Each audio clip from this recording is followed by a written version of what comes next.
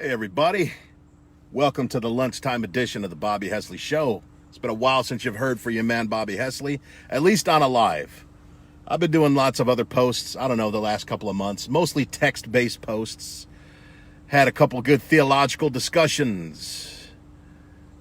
I had, you guys kind of saw me chronicle the death and burial of my mom, which was kind of a big deal to me, big part of my life.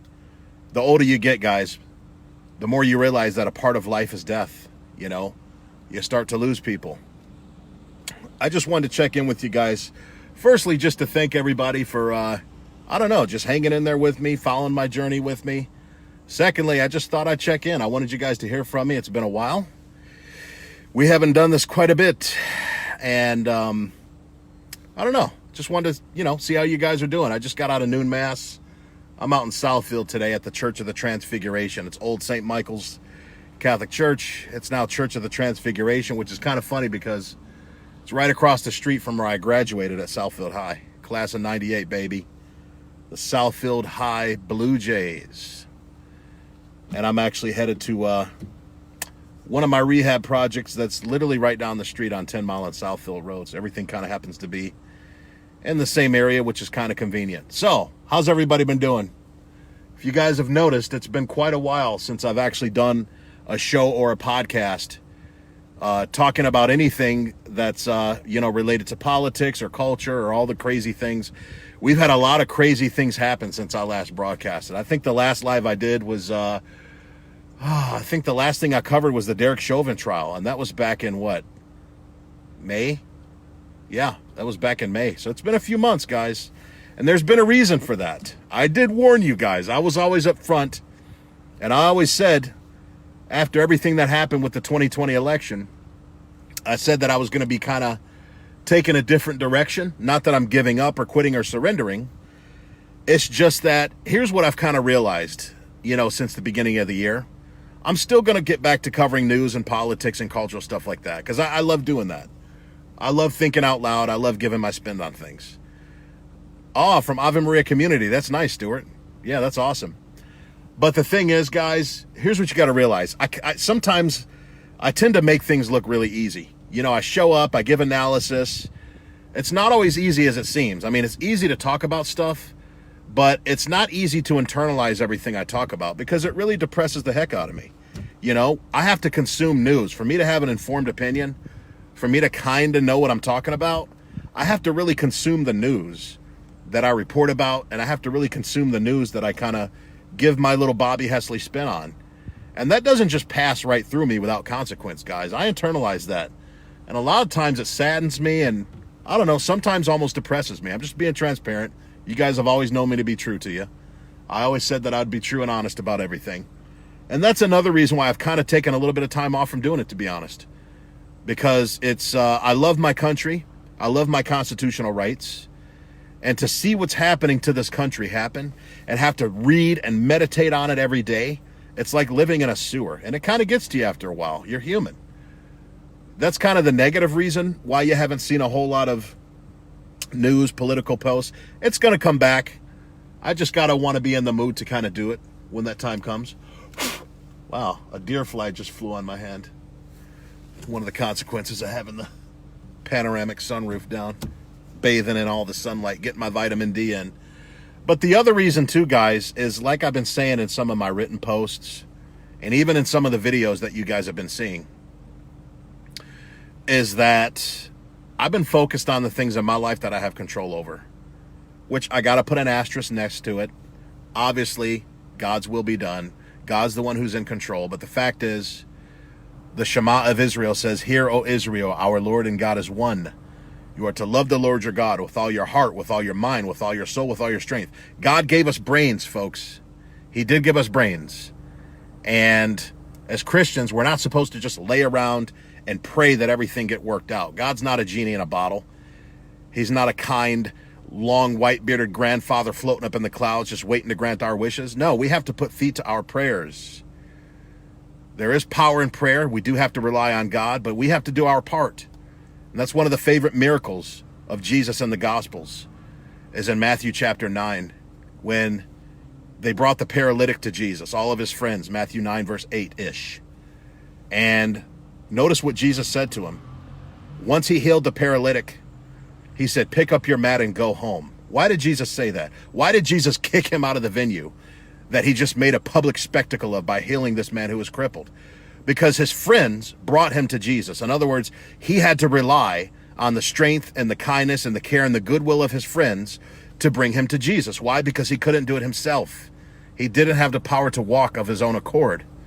But once Jesus healed him, once he cured his lifetime paralysis, he not only healed this man, but he also empowered this man to walk back from a place that he previously had to be carried to. And that's why Jesus said, pick up your mat and go home. In other words, I've done my part. Walk in the healing that I just gave you.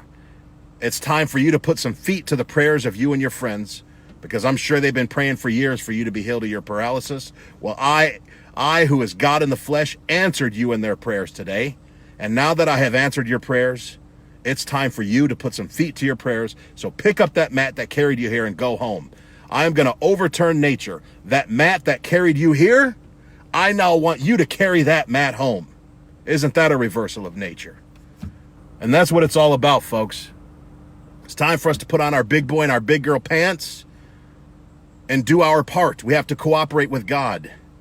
He needed loaves and fishes. He needed a base to multiply. It took somebody cooperating. It took somebody doing their part to get God to do his.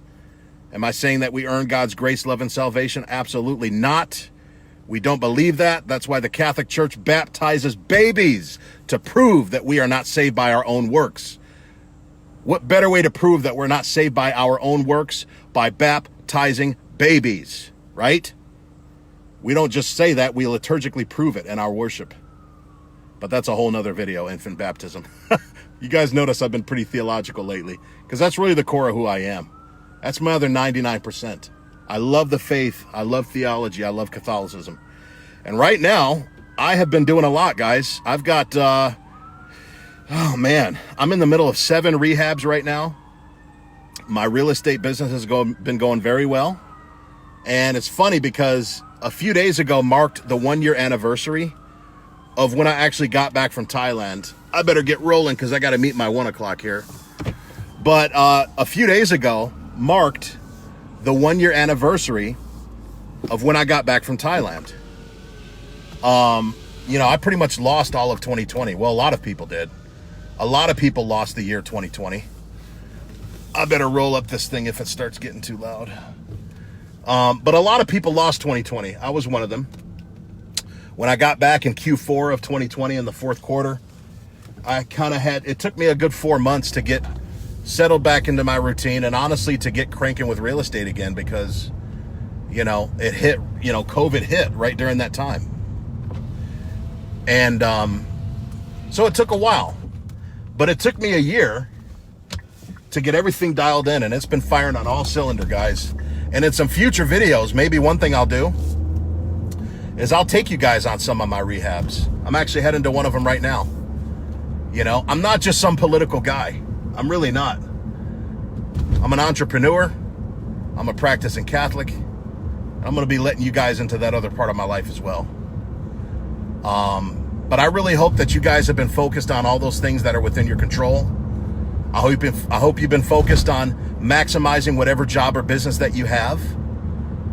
You know, the people in the White House, can they make it harder for us to do what we need to do? Absolutely.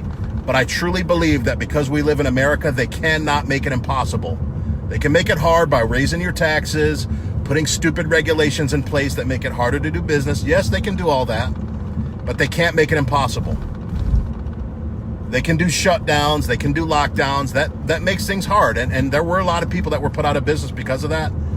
But it's in times like this, it's in times of national crisis like this, whether real or manufactured, which I do believe is manufactured. I believe the bug, we'll call it the beer bug, so I don't get hit with the algorithms. I believe the beer bug from China was manufactured. We all know that is. We're all living under the wrath of bioterrorism right now. We have been since April of 2020. I believe that the economy, the state of the economy is manufactured right now. It's a manufactured labor famine because everybody's getting paid more money to sit at home on their butt, collecting their daddy free bucks from Biden. And that's been hurting things.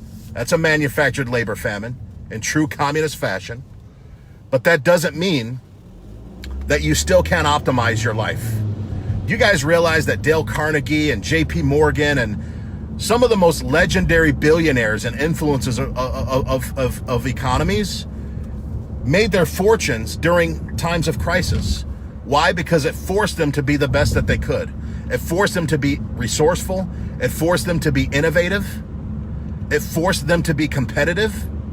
And it just forced them to be the absolute best that they could be or go out of business. There really was no other choice. If you want a modern day example, I'll kind of nerd out for all my 80s and 90s babies. You guys remember the Monday Night Wars back when we were in high school? The Rock, Stone Cold Steve Austin, D-Generation X, Bill Goldberg, the NWO, Undertaker, Kane. You guys remember the Monday Night Wars when WWF and WCW and ECW were going at it every Monday night? Well, it forced Vince McMahon to make a good product or go out of business, right? Bret Hart left after the Montreal screw job. He went over to WCW, and you guys remember that, for those of my geeks in the crowd. And it forced the big three, the WWF, which is now the WWE, the WCW, and ECW, to be their best or go out of business. Face extinction. Get good or face extinction. Yes, I know wrestling's fake. I still watch it for the entertainment. If you have a problem with that, then don't ever see another Marvel movie ever again. Don't ever go to the movies ever again. And don't ever watch TV ever again. Those are scripted and fake, yet you watch those. Why aren't that beneath you, huh? Huh? Uh-oh, my phone's starting to heat up. Hold on a second. I think the sunlight is hitting my phone, and it's kind of causing it to heat up a little bit. So you guys might lose me. Yeah, you just started watching that, Tina. The Monday Night Wars. But anyway, I said all that to say that times like this is what forces people to become the best at what they do. You either sink or swim. You either thrive, survive, or go extinct. There's really not much in between. And this market, this real estate market, has been brutal for people that are trying to buy properties. Absolutely brutal. You know, you got these sellers, thanks in large part to Zillow, which I think is one of the biggest scams online. It inflates the value of people's houses. It makes them think their houses are worth so much more than they really are. It really does. You know, you meet with people that are in houses that need tons of repairs. They think they can get $1 million for them as is. It's crazy. It's really crazy. I'm getting ready to pull into my property here. But I think my guy's waiting for me too. But it's forced me to become a really good buyer. It's forced me to be a better negotiator. Because during a hot seller's market like right now, you have to become an exceptionally good buyer. But there's going to come a point where the market changes to where you have to become an exceptionally good seller. Meaning you can't just do trash outs and take pictures and get top dollar. You got to start rehabbing more. You got to start doing a lot more to make the properties more attractive. So I'm actually pulling in now. If you guys want to see it, I'll show it to you. This is my, hold on a second. This is my property that I'm getting ready to rehab. It needs a new roof, as you'll see. See that? See the roof? Look how hit the roof is. I'm actually meeting with my roofer right now. He's the guy who's behind me. See him behind me? You see his car behind me? So I'm going to see if I can get away with a reshingle. If it's only one layer, I can do a reshingle. But if it's two layers, then I'm going to have to do a complete tear off, which is going to suck because that's going to be, you know, almost twice the price. Hold on one second. Let me let my guy know. I'll be right with him. Hold on, guys. Hey, Jake. Hey, nice to meet you. Hey, can you give me about 3 more minutes? Yeah, no problem. Okay. If you want to take a walk around, you can kind of see how hit up the roof is. I mean, It don't look that bad, though. yeah, you think we can get away with a reshingle, or is there 2 layers on there? No. We'll have to get with the building department and see. Because they told me if it's only 1 layer, we don't have to get a permit for it because we can just reshingle over it. It looks like maybe 1. Is it only 1 layer? It looks like it. I think so too. So if it's just that 1 layer, we can reshingle that baby. We don't have to pull a permit. It should be half the price too. All right. So Even better. Absolutely, man. So I'll be right with you, okay? Yeah. I mean, guys, do I sound like I give a flying neon crap who's in the White House right now? You think Joe Biden can stop me? What does Joe Biden and Kamala Harris and critical race theory and Juneteenth and all this controversial, polarizing stuff that's been going on in the country lately these past few months, what does any of that possibly have to do with whether or not I need to reshingle a roof or do a complete tear-off, huh? What does any of that have to do with any of it? You know what? Nothing. Why?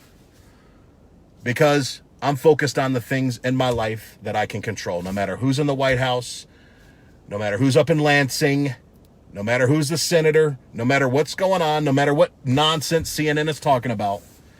None of that's going to stop me.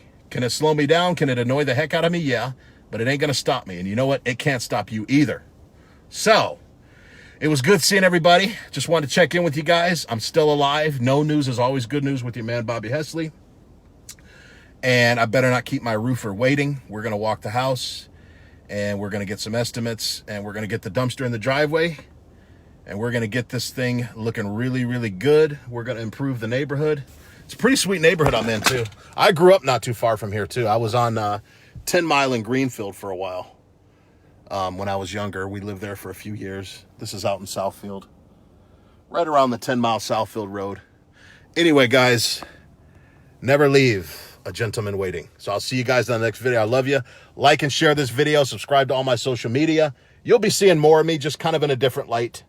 Going to be talking more about business and other things that I think will give you guys hope and optimism. I need to take a break from being an outrage broker for a while, because not only does it exhaust me, but quite honestly, it probably exhausts you guys too. What good is it to only do content that just ticks everybody off? We have no control over any of the stuff that I talk about anyway. Those are all the macro issues.